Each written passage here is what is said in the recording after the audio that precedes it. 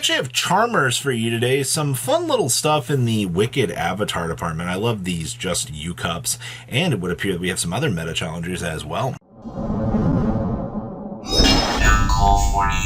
Make sure you guys smash something crap out of that subscribe button so you guys don't miss out on more awesome content. Charmer support. Actually, anytime we can actually have waifu stuff, especially since I've loved this deck as a control deck for so long, like, this is actually really cool. So basically, I mean, yeah, we're doing the standard Charmer stuff. You are seeing triple Spirit Charmers with 3 names.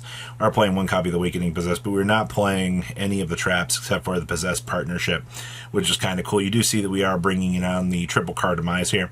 Double Ecclesia for, you know, some draw power / abilities to search some things.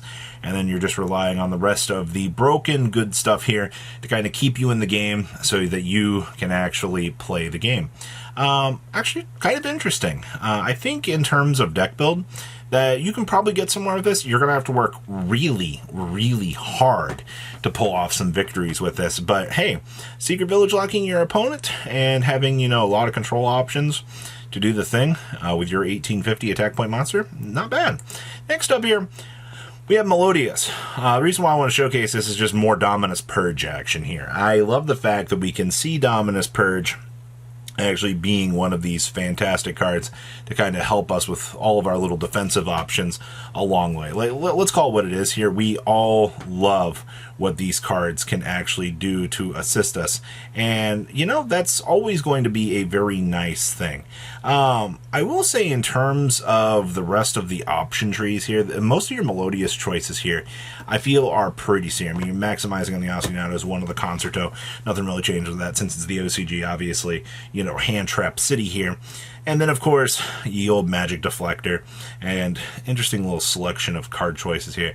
The Closed Sky here actually getting some mileage to trick your opponent into, you know, getting free Underworld Goddess. Free little cleanups, I think, are always going to be really good. Also, Light Monster. All right, next up here, our Gimmick Puppets. So remember, on the current shape of the OCG side of things, the Gimmick Puppet of Strings, the OTK enabler, is donezo. You can't actually cheese this thing out and steal free games anymore. So unfortunately, we're going to have to work really, really hard to kind of get through some extension options and be able to do some different things, in my opinion, which you can still do some pretty crazy things. But then there's this. They're actually playing the Rank Up Magic in here. Hello, the final bringer of the end of times, which is actually really, really cool. And we're also playing one copy of the Gimmick Puppet, Fiendish Knight. Fiendish Knight actually gives this deck kind of the extra tools that it needs to do a lot of the OTK stuff, just so you can do your thing. Outside of that, I do like the Horus package. I think that this is a little bit different of a feel for this deck, which is going to be kind of nice. All right, wow, 60 card Synchro Pendulum, or just Synchro good stuff. You know, it's amazing to me, you know, we look at this package and we're like, wow, the Snake Eye stuff is so ridiculous in itself. Yes, it is. But this package, being able to, you know, also see the Centurion stuff, kind of interesting enough that instead of doing the one standard Primera, they're actually kind of branching out here, and we're getting the chance to see some little extra value here along the way, which is actually kind of cool. I guess since you are on 60, you do have to kind of extend out the options a little bit. All real things considered, I mean, we can't have too much gas in the deck, right? Yeah, draw this card and you can probably do some stupid stuff. Crimson Dragon is a very, very dumb card. Outside of that, I think you've got some pretty interesting combo stuff going for you here, and that's going to make you a little bit more interested in the ideas that you can mess around with this. All right. King of the Skull Servants with Fiendsmith combo. Well, I mean, Beatrice in this deck is just kind of free real estate, right? Like, you have the transaction rollback with the Masterful Mayakashi. Grass Looks Greener is just going to turn so much dumb value into some extremely broken cards. Like, that's a major thing to think about here, is the grass value that this deck has, not only being able to dump all of this zombie garbage here, we're also only playing one copy of the King of the Skull Servant, so that's kind of interesting. You know, you're not relying on the extra bricks that this deck kind of feels like that it has to bring to the table in order to function. Like, you're able to kind of navigate this, cut down on some of the fat, and still do a lot of the basic Skull Servant stuff, just so you can do your thing. Also, only one of the vanilla, but you know what? That's interesting, to say the least. You're just playing all of this just so you can White Lord, you know, mill the deck as much as you actually can. Very, very interesting. Woo! We have our Just This Cup results for this week. Basically where we get to see the OCG players kind of picking some of the more roguish stuff, and then they kind of participate in a like select event of cards to kind of have some fun. And I actually, pure Time Lords, not exactly what I thought I would see along the way here. You do have a Radion in here just so you can do your thing. Actually sporting off a Safleon the Time Lord. Time Lord's having 10 monsters in the graveyard. So like actually a win condition. The Empty Machine, the Infinite Machine. And then, of course, all the way to the Infinity Light here as well. Like, clean up Isle Time Lord. This deck is actually kind of cool. The extra deck, a little bit more inspirational, I feel like. I feel like you look at this card and you're like, yeah, we're never actually going to be able to pull off, you know, Selfieon. But, hey, the card is actually kind of cool for what it can actually do. But, okay, I'll take some little Time Lord madness here. Next up here. What in the works? You can target one phase of monster if you banish it till the end phase of the next turn. We're playing...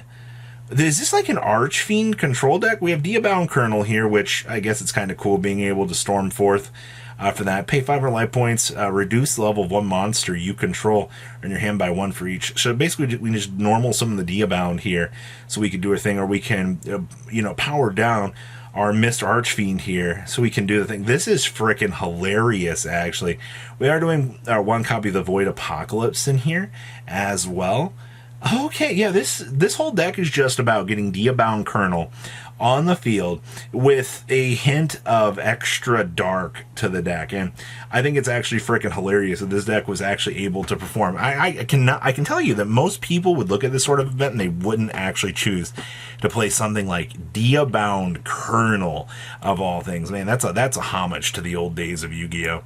Ooh, we have Fishborg. This is Fishies. So we're actually playing a white deck here with everything underneath the sun that you could want to have. We're only playing one copy of the Deep Sea Coilcamp. I can kind of understand why. I feel like the immediate tribute value for this is going to feel a little bit hard to do. But in terms of things down here, I mean, White Aura Whale is still an incredibly stupid, powerful card for what you could do here.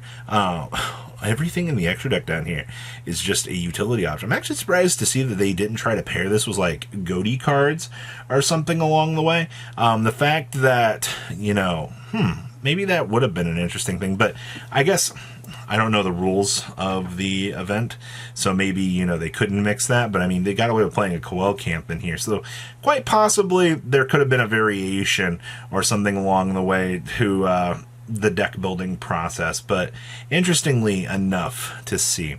And then we also have Hero Kids, Angel 01s, Gelen Duos, Gores. I feel like I'm in a time capsule out here because this is the Wicked Avatar stuff. They're actually playing triple copies of the Odotic Calling, which just lets you special summon 2 Odotic tokens, or if you have 8 or more Odotics with different names in the graveyard, and special summon 2 Reptile monsters with different names. We're never actually accomplishing that. The whole point of this deck is just to be able to kind of cheese up and deploy, you know, things to get the Wicked Avatar, the Wicked Dreadroot, and the Wicked Eraser up and running. I mean, we're also playing a copy of the Divine Evolution in here as well. This is freaking funny to see out here.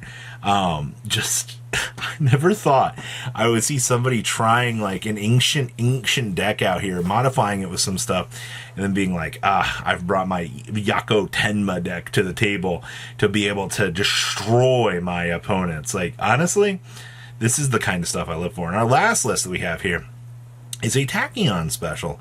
Actually building, wow, this deck is just duals pack turbo. You know, you have your Galaxy stuff built in here so you can do your thing. We also do have the Trickstar stuff so we can, you know, play the game. We have the Aqua Angel in here as well. And then 7 Tachyon's going to get you into your extra little stuff, the Numbers of Hope as well. But you're just toggling through the high-end Galaxy cards so that, you know, you can actually win the game. Putting that pressure on your opponent so that you can actually do the big stuff is going to be very, very important. So that's everything that we have for this week. Some very interesting stuff, I will say. So please, leave a comment down below, tell me what you guys think, and I'll see your beautiful faces back here in a day, guys. Patrons, thank you.